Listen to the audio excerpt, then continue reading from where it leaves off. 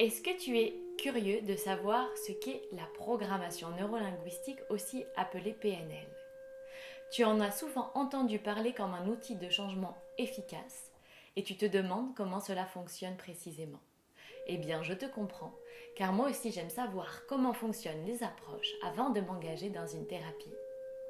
Je t'invite à rester avec moi, car dans cette vidéo, je te présente en quoi consiste la PNL et comment fonctionne cette approche.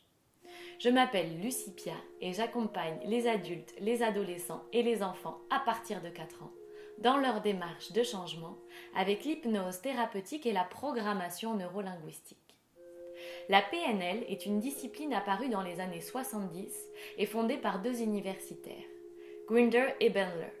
Ils sont allés observer et modéliser le comportement de 3 grands thérapeutes pour décortiquer ce qui faisait leur excellence, la façon dont ils fonctionnaient dans leurs interventions. Fritz Perls, le fondateur de la Gestalt thérapie, Virginia Satir de la thérapie familiale et Milton Erickson qui est le père de l'hypnose ericksonienne.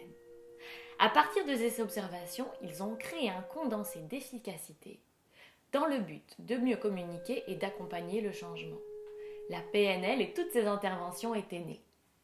J'aime définir la PNL comme l'étude de l'expérience subjective, c'est-à-dire qu'elle s'intéresse particulièrement aux filtres à travers lesquels nous percevons notre vie et qui en font une expérience propre à nous-mêmes, c'est-à-dire subjective. Finalement, ces filtres sont constitués par nos croyances et nos valeurs, nos aptitudes, la manière dont nous nous définissons et dont nous donnons du sens à ce que nous vivons. Lorsque je t'accompagne, j'utilise les outils de questionnement de la PNL pour venir définir les filtres présents qui t'empêchent actuellement d'atteindre ce que tu souhaites. Une fois ces éléments identifiés, la PNL vient agir sur ceux-ci par des interventions précises, utilisant la visualisation, l'intelligence du corps en se déplaçant dans la pièce, les ressentis émotionnels. C'est une approche qui travaille aussi bien au niveau conscient qu'inconscient. Cela fonctionne si bien car le cerveau ne fait pas la différence entre ce qu'il vit vraiment et le scénario qui lui est proposé mentalement, si les ressentis émotionnels et sensitifs sont bien présents. En effet, lorsqu'on imagine quelque chose, les zones du cerveau activées sont les mêmes que lorsqu'on réalise ou vit cette action réellement. Et un des principes fondateurs de la PNL est bien sûr l'utilisation des principaux canaux sensoriels, visuels, auditifs, et les sensations du corps que l'on appelle kinesthésiques. Ils sont utilisés tout au long des processus de visualisation.